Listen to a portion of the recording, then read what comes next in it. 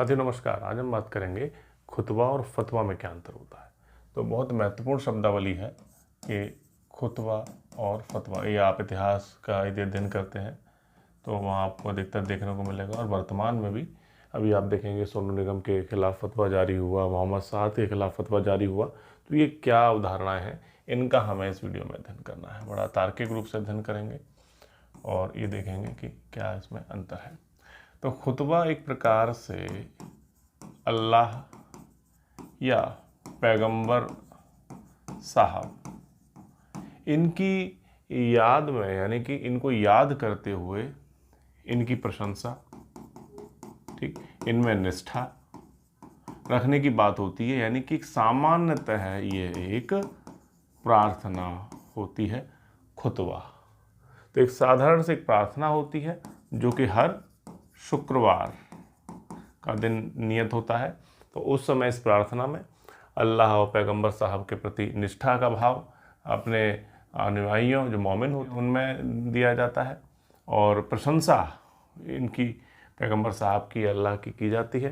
तो ये आप देख रहे हैं कुल मिला के एक साधारण सी प्रार्थना है जो शुक्रवार को होती है, और सामान्य रूप से एक सत्संग जैसा इसको बोल सकते हैं कि आते हैं और पैगंबर साहब और अल्लाह के बारे में अपनी निष्ठा व्यक्त करते हैं कि हम पैगंबर साहब द्वारा बताए गए रास्ते पे चलेंगे और उनके जो आदर्श हैं उनको फॉलो करेंगे।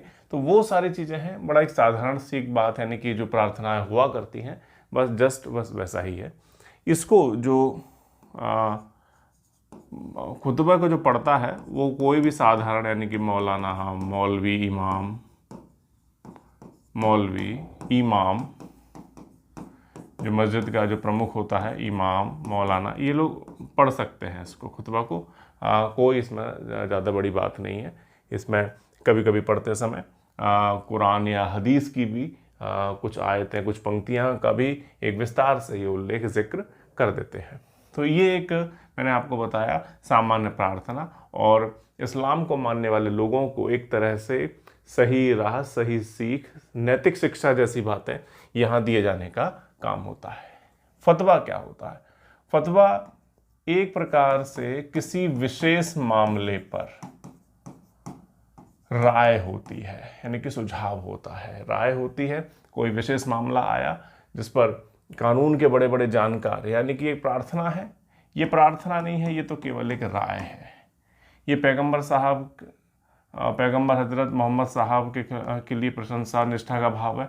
ये किसी विशेष मामले की बात है, ये प्रार्थना है, ये एक प्रकार की राय है, सलाह है, सुझाव है। और इस्लामिक कंट्रीज़ में ये एक प्रकार से अनिवार्य बाध्यता है, यानी कि ये फॉलो करना ही पड़ेगा वहाँ के शासन प्रशासन को। लेकिन भारत में फतवा बिल्कुल जो है, आप माने या ना माने, वो बिल्कुल चलेगा, क्योंकि शरीयत का कानून भारत में लागू नहीं है। ये शुक्रवार को है, और ये शुक्रवार नहीं, किसी भी दिन ये जारी किया जा सकता है।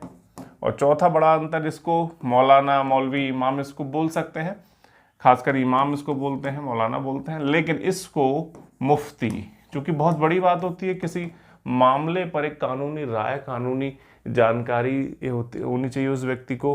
तो ये व्यक्ति शरीयत का बहुत बड़ा ज्ञाता होता है, और इसको लगभग पीएचडी के समान बड़ी अर्हताएँ इसके पास होती हैं, योग्यताएँ इसके पास होती हैं। तो ये अपनी योग्यता के आधार पर उस विशेष मामले पर अपनी राय दे देता है, जो इस्लामिक कंट्रीज़ में तो बाध्यकारी होती है शासन प्रशासन को मानना।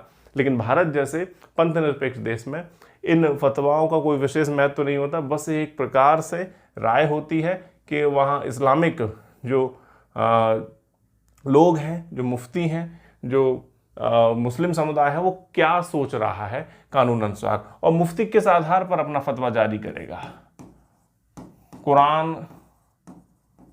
कुरान को अच्छे से पढ़ा हुआ हो, हदीस को वो पढ़े, और भी शरीयत में इज्मा है, कयास हैं, इन आधार पर बने जो ग्रंथ हैं, जो विधि ग्रंथ हैं, कानून से जुड़े हुए ग्रंथ हैं, इन आधार पर वो ये तय करता है कि इन के आधार पर किसी विशेष मामले पर क्या निर्णय होना चाहिए, क्या राय दी जानी चाहिए।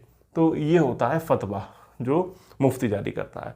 तो मुझे लगता है आज की वीडियो में आपको समझ में आया होगा कि खुतबा और फतवा में क्या अंतर है। ऐसे ही किसी और टॉपिक पर विस्तृत जानकारी के लिए आप मुझे कमेंट बॉक्स में लिख सकते हैं, और आपको वीडियो कैसी लगी मुझे ज़रूर बताएं। Thank you.